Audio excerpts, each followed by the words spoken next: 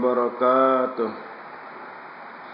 Anak sekalian, hari ini kita akan melanjutkan kembali tentang pelajaran kita alat-alat optik. Khusus hari ini belajar tentang teleskop atau teropong.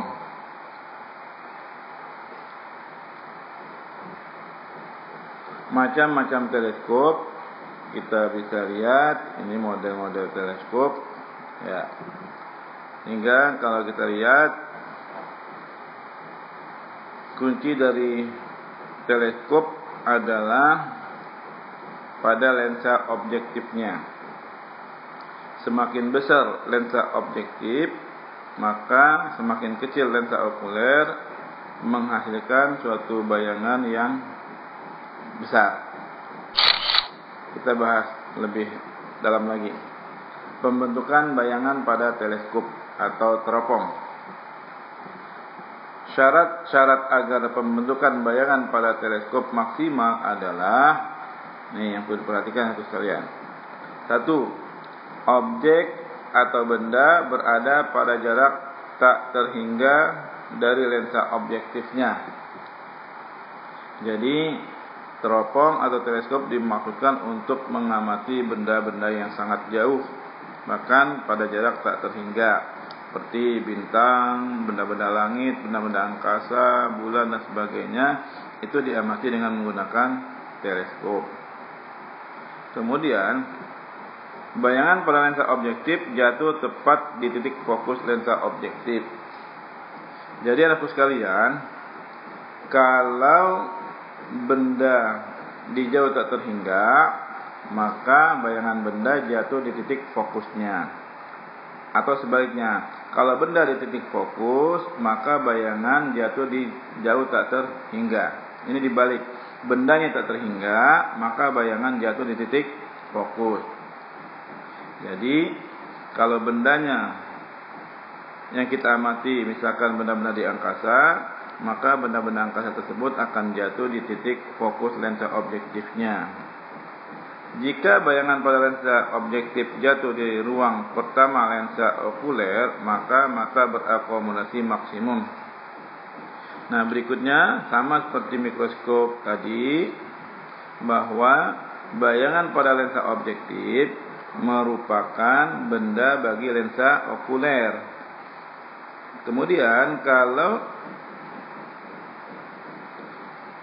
bayangan pada lensa objektif kita jatuh pada ruang pertama lensa okuler, sama seperti loop kemarin, maka berarti letak bendanya di ruang satu lensa okuler, maka mata berakomodasi maksimum.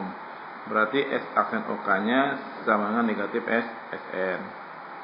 Kemudian jika bayangan lensa objektif jatuh tepat di titik fokus lensa okuler, maka mata tidak berakomodasi. Kalau bayangan pada lensa objektif jatuh tepat di fokus okuler, berarti fokus objektif dengan fokus okulernya berhimpit. Berikutnya yang ketiga, penggunaan normal teleskop adalah untuk kasus mata tidak berakomodasi. Karena benda-benda yang kita amati jauh, umumnya pada penggunaan teleskop mata kita tidak berakomodasi, sehingga rata-rata benda atau bayangan pada lensa objektif jatuh tepat di titik fokus lensa okuler. Sekarang kita lihat gimana gambar pada mata tidak berakomodasi. Mata tidak berakomodasi berarti bayangan pada lensa objektif akan jatuh tepat di titik fokusnya. Nah, kita lihat ini. Berarti kalau tidak berakomodasi, maka FOK dengan FOB berhimpit. Sehingga bayangan akan jatuh di tak terhingga. Ya, jadi mata dalam kondisi rileks. maka yang diketahui S-nya, SOK-nya merupakan FOK.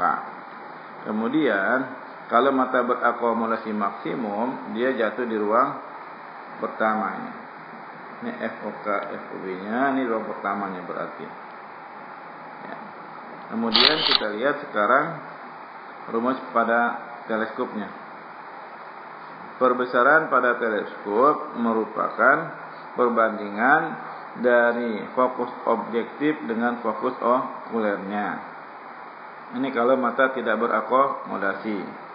Jadi semakin besar lensa objektifnya, semakin kecil lensa okulernya, maka menghasilkan perbesaran yang maksimal. Kemudian kalau mata berakomodasi maksimum, kita harus cari SOK-nya dulu. Berarti FOB dibagi dengan SOK-nya.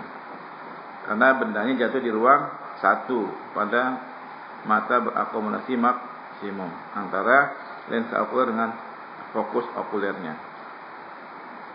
Nah, kalau panjang teleskop berarti kalau mata tidak berakomodasi, jumlah dari FOB ditambah FOK. Kalau mata berakomodasi maksimum, FOB ditambah SOK. Ini sangat sederhana rumus-rumus teleskop, cuma ini saja. Mudah-mudahan tidak menyulitkan bagi kalian untuk mempelajari teleskop ini. Kita lihat contohnya sekarang. Jarak titik api lensa objektif dan okuler dari teropong bintang berturut-turut, berarti FOK-nya 1 cm. FOB-nya adalah 30 cm. Kalau ditanya M-nya, perbesaran teleskopnya, FOB dibagi FOK. Intinya apa sekarang? Yang ditanya adalah panjang teropong D-nya pada mata normal tidak berakomodasi. D pada tidak berakomodasi, FOB ditambah FOK sama dengan 30 ditambah 1, jadi 31 cm. Jawabnya yang A. Mudah kan? Berikutnya, sebuah teropong bintang memiliki lensa objektif dengan jarak fokus FOB sama dengan 175 cm dan lensa okulernya FOK sama dengan 25 cm. Panjang teropong dan perbesaran angular teropong berturut-turut adalah, ini kasusnya mata tidak berakomodasi.